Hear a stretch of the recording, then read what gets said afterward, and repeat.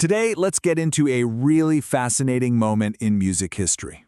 It's a real head-scratcher, really, about a pop superstar who, right at the absolute peak of his fame, just decided to throw out the rule book completely. So, let's set the scene.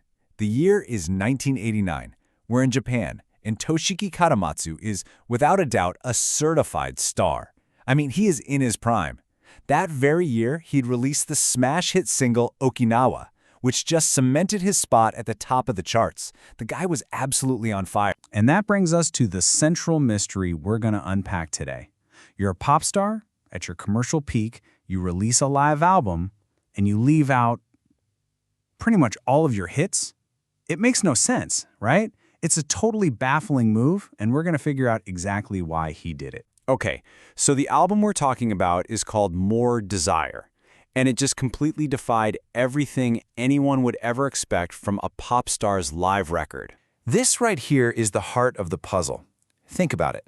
The expectation for a live album, it's basically a victory lap, right? You want the greatest hits, the fan favorites, all of it, designed for massive commercial appeal. But what Katamatsu delivered was, well, the complete opposite. Just one new song, a setlist filled with covers of other people's music, and something that felt way more like a deeply personal statement than a product for the masses. So to really understand this decision, we've got to look at where this concert actually happened. And this context, this gives us our first major clue for solving this whole thing. You see, this performance wasn't just another stop on a tour. No, it was part of the Ohm Label Festival. And Ohm Label was Katamatsu's own private, personal record label that he'd created inside his bigger record company. So this wasn't some corporate gig. This was his party. He was calling the shots. Now let's dig into the set list, because this really helps build our case. The songs he chose to play that night, they are incredibly revealing about what he was trying to do. So instead of his own chart toppers, Kodomatsu put his musical roots on full display. The set was just packed with covers from artists he really admired. Guys like Shigeru Suzuki, Hiroshi Sato, and Chuko Saka. He wasn't playing his hits. He was paying tribute to the very musicians who shaped him, the ones who formed his own artistic DNA. Okay, so the next clue isn't just what music he played, but how the entire album was actually structured. Just look at that number. 7. That's it. The whole live album has only 7 tracks. This wasn't some sprawling 2-hour best-of-the-night compilation. It was short. It was focused, and it felt incredibly intentional. It's less like a full concert and more like a carefully crafted, concise statement. You know, one writer really captured the feeling of this album perfectly.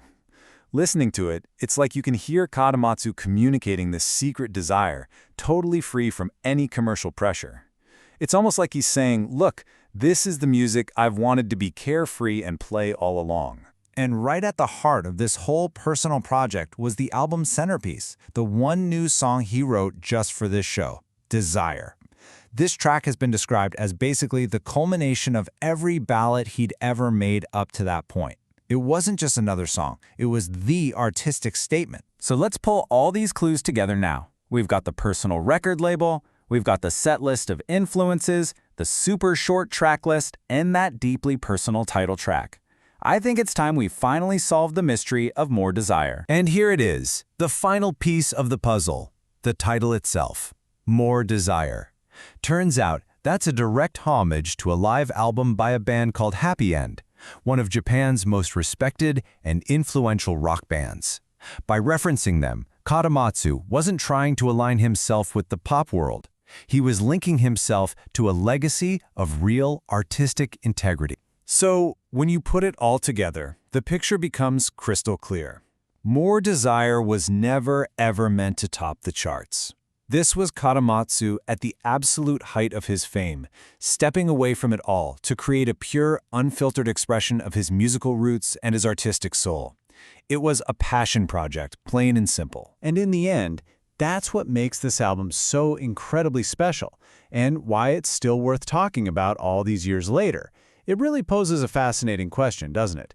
In an industry that's so driven by hits and sales, how often do we get such a clear, honest look at an artist choosing pure passion over what's popular? This album is exactly that, a rare, beautiful window into an artist's truest desire.